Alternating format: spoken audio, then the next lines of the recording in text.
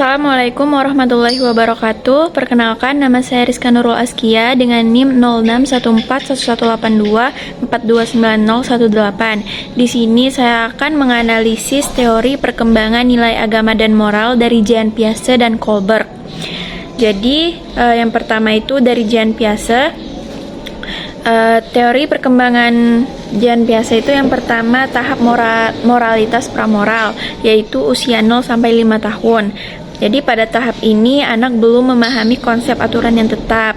Bermain juga lebih bersifat eksploratif tanpa memahami aturan atau konsekuensi moral.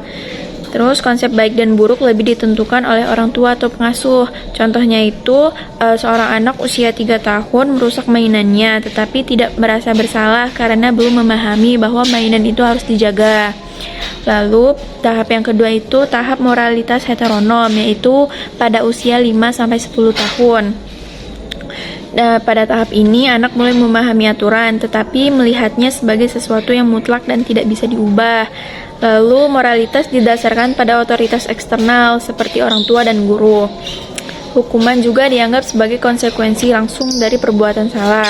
Contohnya itu seorang anak usia 6 tahun yang tidak mau mengambil kue tanpa izin karena takut dimarahi oleh ibunya. Tapi bukan karena memahami bahwa mengambil tanpa izin itu salah. Lalu yang ketiga itu tahap moralitas otonom, yaitu usia 10 tahun ke atas. Pada tahap ini, anak mulai memahami bahwa aturan dapat dinegosiasikan dan dibuat berdasarkan kesepakatan sosial. Lalu moralitas lebih didasarkan pada niat daripada akibat tindakan.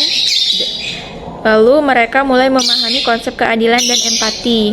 Contohnya itu seorang anak yang memaafkan temannya yang tidak sengaja merusak bukunya karena menyadari bahwa itu bukan kesalahan yang disengaja. Nah, lalu kalau teori perkembangan moral menurut Lawrence Kohlberg, itu yang pertama ada tingkat prakonvensional, yaitu umur 0 sampai 9 tahun.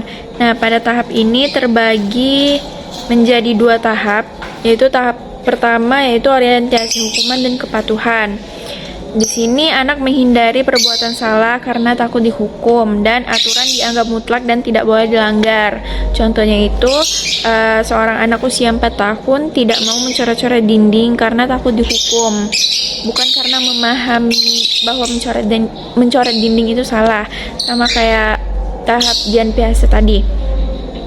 Lalu tahap yang kedua itu orientasi hedonistik dan relativisme. Di sini anak mulai memahami bahwa suatu tindakan bisa menguntungkan atau merugikan dirinya sendiri dan keputusan moral didasarkan pada imbalan atau kepuasan pribadi.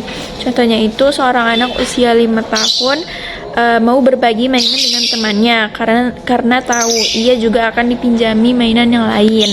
Lanjut yang kedua itu tingkat konvensional 9 tahun ke atas. Pada tahap ini anak mulai memahami pada tingkat ini anak mulai memahami nilai moral berdasarkan norma sosial dan harapan orang lain. Nah, tahap yang pertama itu orientasi kesepakatan dan konformitas. Anak ingin disukai oleh orang lain dan bertindak baik untuk mendapat pujian. Contohnya itu seorang anak usia 7 tahun membantu ibunya menyapu lantai agar dipuji sebagai anak yang baik. Lalu tahap yang kedua itu orientasi hukum dan ketertiban. Di sini anak mulai memahami pentingnya aturan untuk menjaga ketertiban sosial dan moralitas tidak hanya didasarkan pada imbalan atau hukuman, tetapi juga pada kewajiban sosial. Contohnya itu seorang anak usia 8 tahun tidak menyontek saat ujian karena tahu aturan sekolah melarangnya, bukan hanya karena takut dihukum. Lalu yang ketiga itu tingkat pasca konvensional.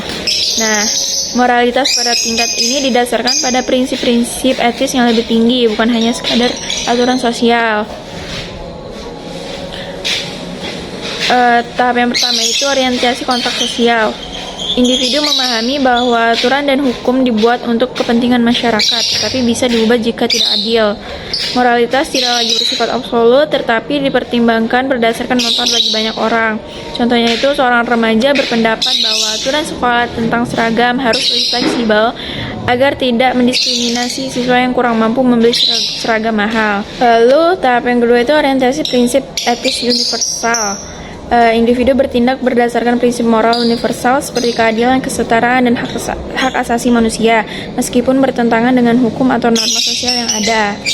Contohnya itu, seorang aktivis menentang kebijakan yang dianggap tidak adil meskipun bisa berisiko ditangkap atau dihukum.